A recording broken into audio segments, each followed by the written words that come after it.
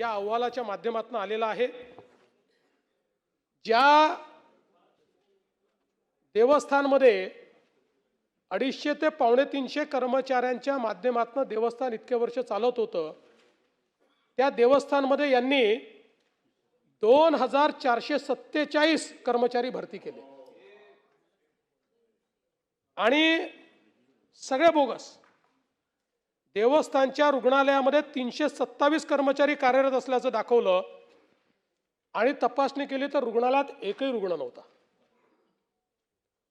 15 खाटा, 80 वैद्यकीय आणि 247 अकुशल कर्मचारी असं या ठिकाणी दाखवलं।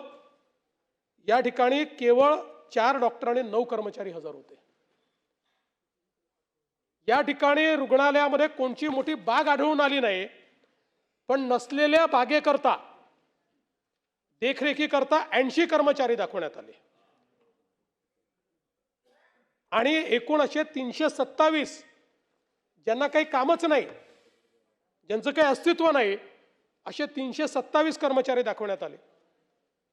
आता भक्त निवास जो आहे त्यामध्ये 109 खोल्या आहेत आणि या 109 खोल्याकरता 200 कर्मचारी कार्यरत असं दाखवण्यात आलं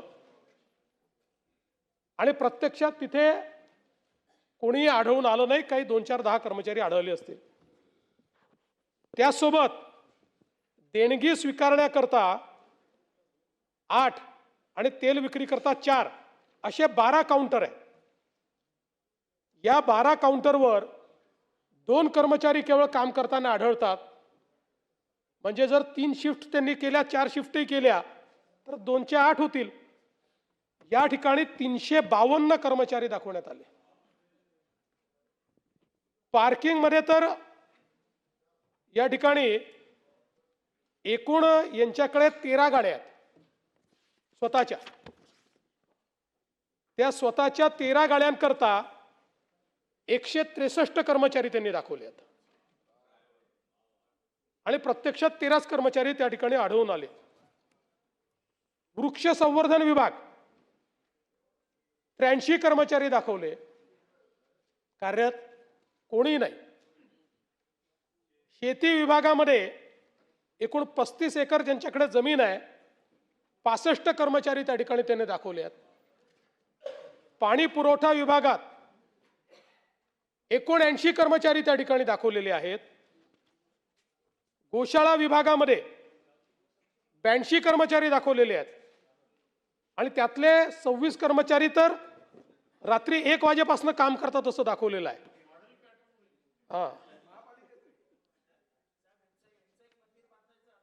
यांचंच एक मंदिर बांधावं लागेल वेगळं, नाही म्हणून शनिदेवानी प्रताप दाखवला त्यांना त्यांचा। त्यानंतर पार्किंग परिसर, म्हणजे पार्किंगचे कर्मचारी वेगळे झाले। आता पार्किंग परिसर स्वच्छ करण्याकरता 118 कर्मचारी दाखवले। सुरक्षा विभागात 315 कर्मचारी दाखवले। प्रसादालयामध्येही 97 कर्मचारी दाखवले, कुठेही ते दिसून आलेले नाहीत।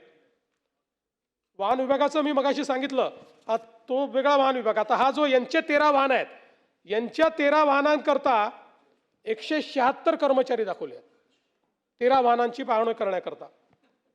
त्यानंतर विद्युत विभागात एकच युनिट आहे, त्या युनिट करता 200 कर्मचारी दाखवलेले आहेत आणि असे एकूण 2474 कर्मचारी कार्यरत असल्याचं दाखवलं आहे।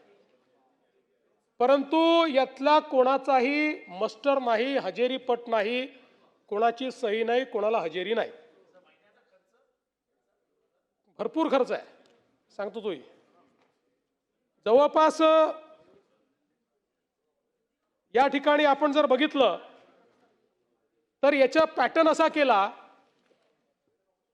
की कार्यकर्त्यांनाच खाती उघडायला लावली आणि आपल्या हे जे काही मंदिर आहे, मंदिराच्या अकाउंटमधनं दर महिन्याला त्यांच्या अकाउंटला पैसे जातात परस्पर पगार म्हणून, आणि ते कुठेही अस्तित्वात नाही आहेत। खरं तर एकूण जुने कर्मचारी किती आहेत ज्याच्यावर इतके वर्ष मंदिर चाललं 258 कर्मचाऱ्यावर मंदिर, मी अनेक वर्ष तिथे जातोय, काही कधी अडचण नव्हती. 258 कर्मचाऱ्याच्या ऐवजी हे 2474 कर्मचारी या ठिकाणी नेमण्यात आले. आणि म्हणून आता ते चेअरमन वगैरे सांगतो त्याच्यामध्ये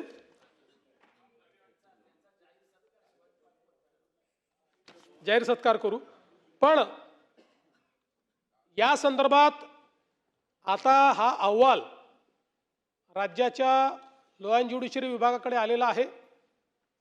या संदर्भात त्या कमिटीच्या संदर्भातली अंतिम सुनावणी ही चॅरिटी कमिशनर या ठिकाणी घेत आहेत. त्यामुळे त्यांच्या नियमानुसार ते योग्य कारवाई त्याच्यावर करतील. पण लॉ अँड ज्युडिशरीला मी या ठिकाणी असे आदेश दिले आहेत की यांच्यावर FIR दाखल करा आणि पोलिसांना सांगितलेलं आहे की बाहेरची टीम पाठवून या ठिकाणी याची पूर्ण चौकशी करा. कारण या संदर्भात मला हेही नमूद करायचं आहे की यापूर्वी म्हणजे जेव्हा हे आपण आश्वासन देऊन विशेष ऑडिट त्यांचं लावलं त्यापूर्वी चॅरिटीच्या एका अधिकाऱ्यांनी चौकशी करून क्लीन चिट दिली होती आणि त्याच्यावर मग ही चौकशी मी लावली, तेव्हा हे सगळ्या गोष्टी निघाल्या.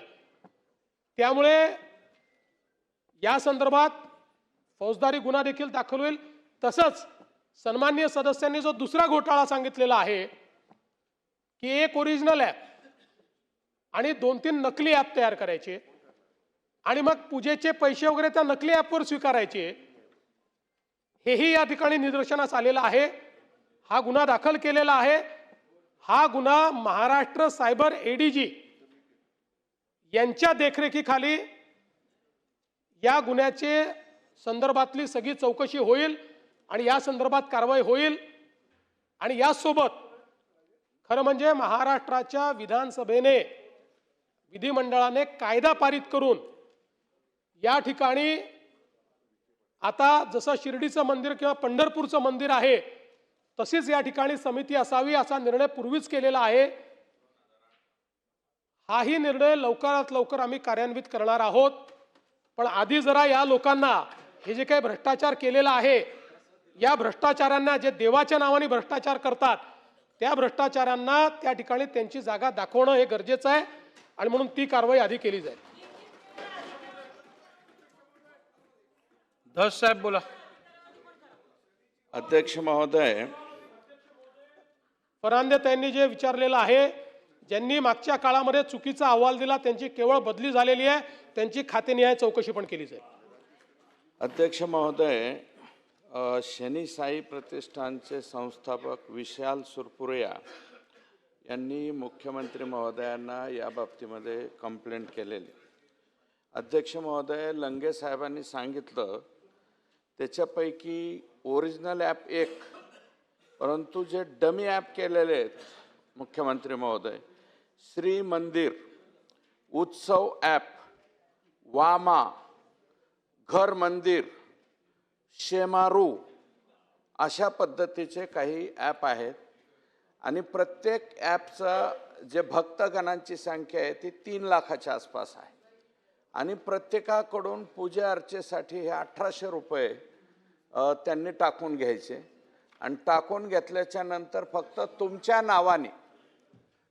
नावाने पूजा केली असं दाखवून त्यांना ते व्हॉट्सअपवरती फक्त पाठवायचं, एवढं काम हे लोक करत होते.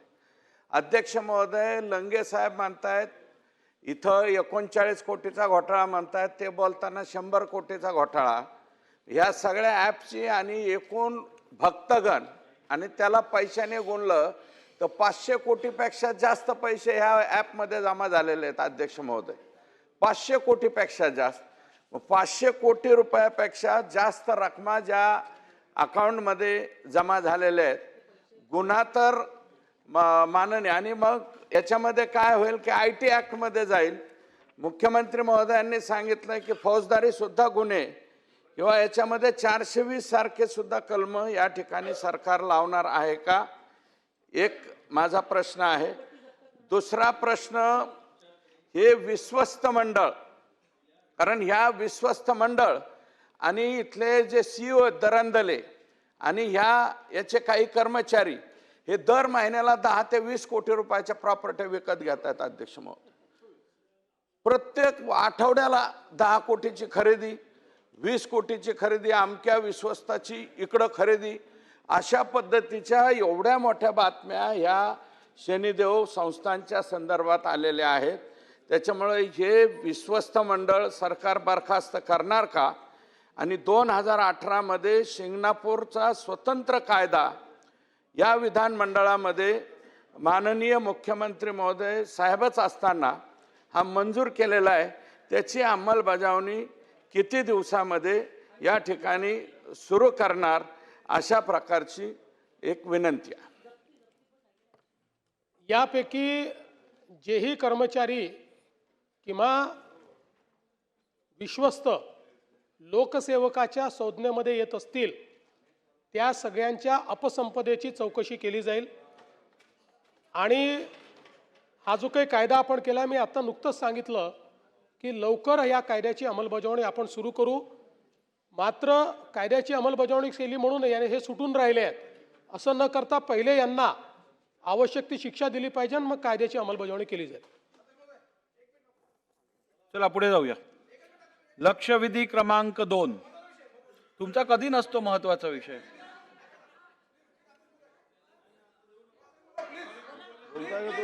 लक्षवेधी क्रमांक 2. लक्षवेधी क्रमांक 2. मान्य अध्यक्ष महोदय, वितरित केल्याप्रमाणे. अध्यक्ष महाराज, मी माननीय मुख्यमंत्री महोदय व शासनाचं अभिनंदन करेन की आपण हायकोर्ट किंवा तत्सम न्यायमूर्तींनी दिलेल्या आदेशाच्या संदर्भात एक SOP म्हणजे प्रमाणित कार्यप्रणालीचं अध्यक्ष महाराज आपण अंमलबजावणी करण्यासाठी SOP ही कार्यप्रणाली निर्गमित केली. लोकशाही मराठी ऐका, पहा, जागरूक रहा.